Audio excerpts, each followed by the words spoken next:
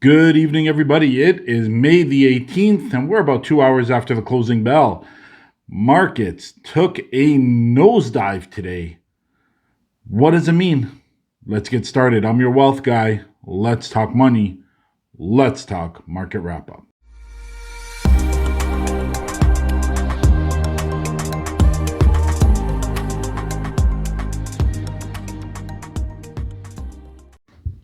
All right, everybody, let's jump right into this because there is a lot to talk about, and fear is the primary word I want to use today because it absolutely gripped the market, pulled everything down with it right across the board, whether you were in the US markets, in Canadian markets, crypto, commodities, doesn't make a difference. Pretty well everything across the board was pulled down.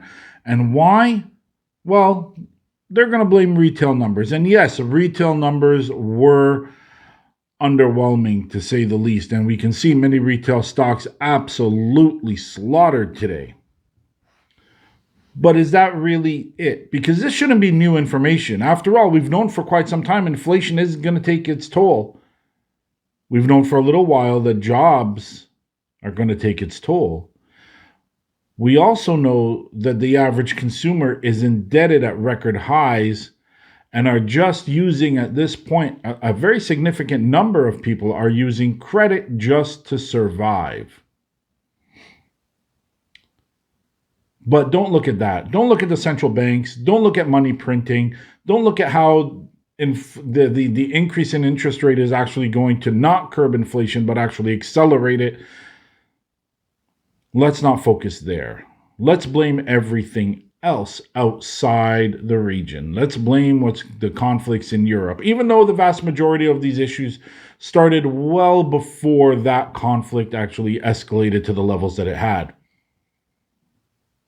But let's continue. Let's look at the markets, because today the S&P 500 dropped below 4,000, which is an absolute critical number. I've talked about it in previous videos.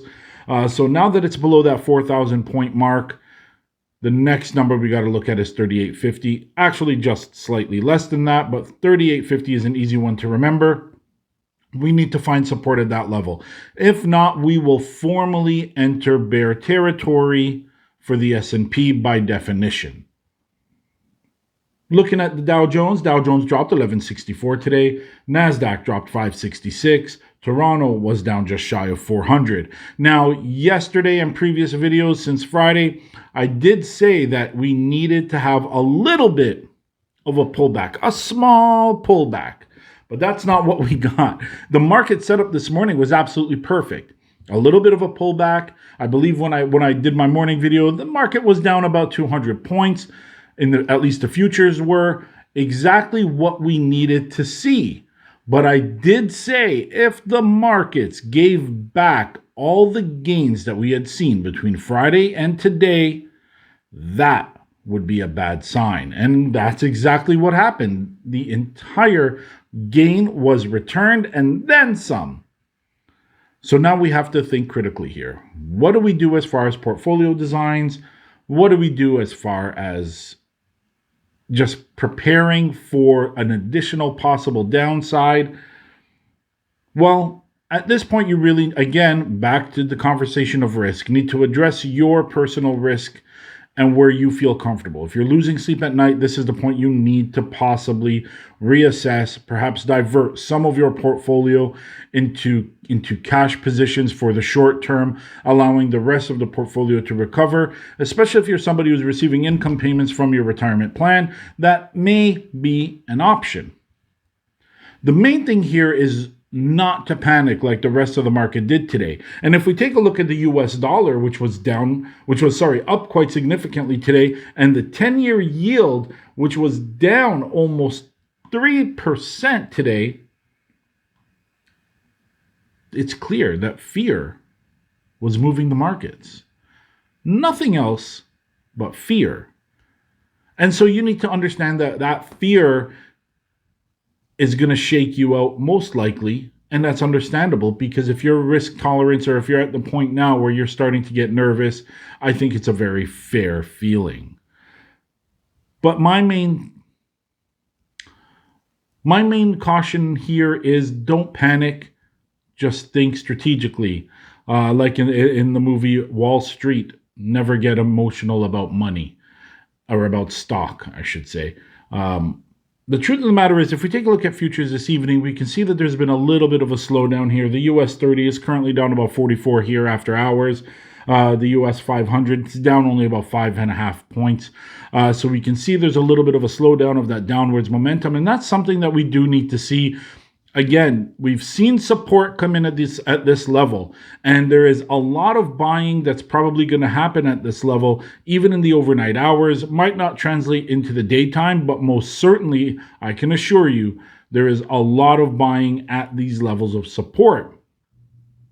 No president, no leader ever wants to see the markets collapse under them. So you can bet central banks, major institutions are buying in. Not to mention, at this level of correction now, things really are at a discount. So it makes sense to see additional buying come in here.